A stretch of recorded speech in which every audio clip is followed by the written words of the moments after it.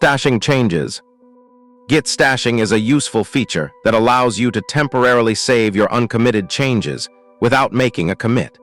This is particularly helpful when you need to switch between different tasks or branches, but don't want to commit incomplete work.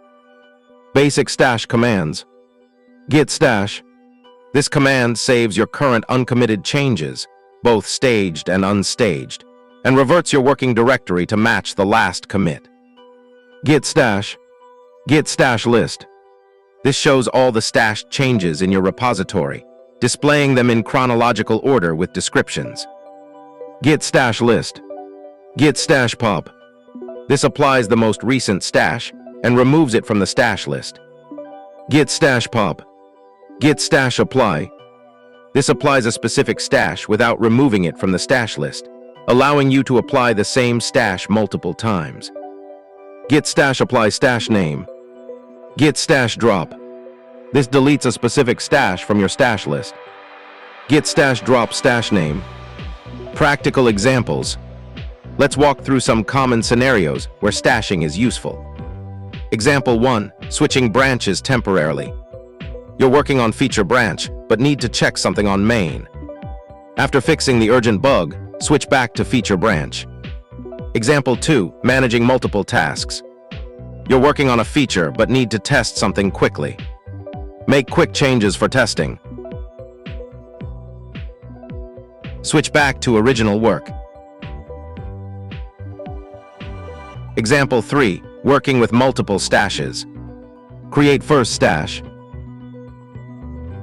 Make more changes and create second stash. View all stashes. Apply specific stash.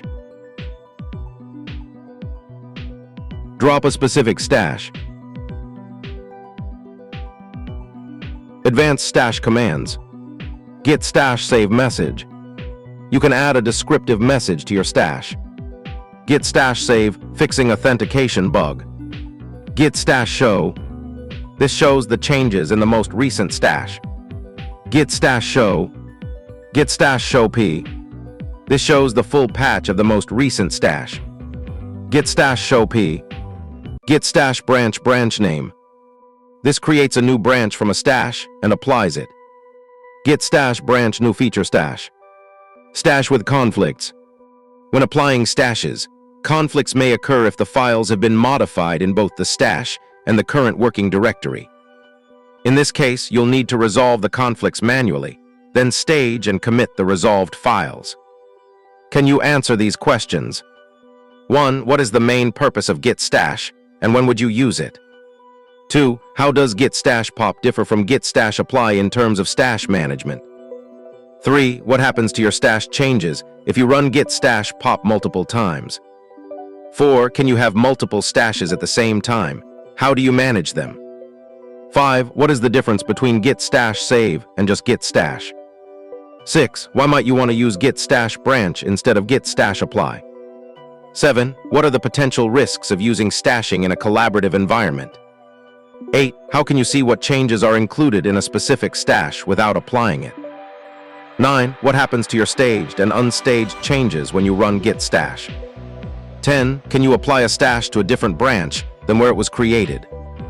11. What should you do if you encounter merge conflicts while using Git stash pop? 12. How can you see the full patch content of your stash changes? 13. What is the benefit of adding descriptive messages when saving stashes? 14. What happens to a stash when you successfully apply it with Git stash pop? 15. Why would you use Git stash show p instead of just Git stash show? Subscribe and share the video for more.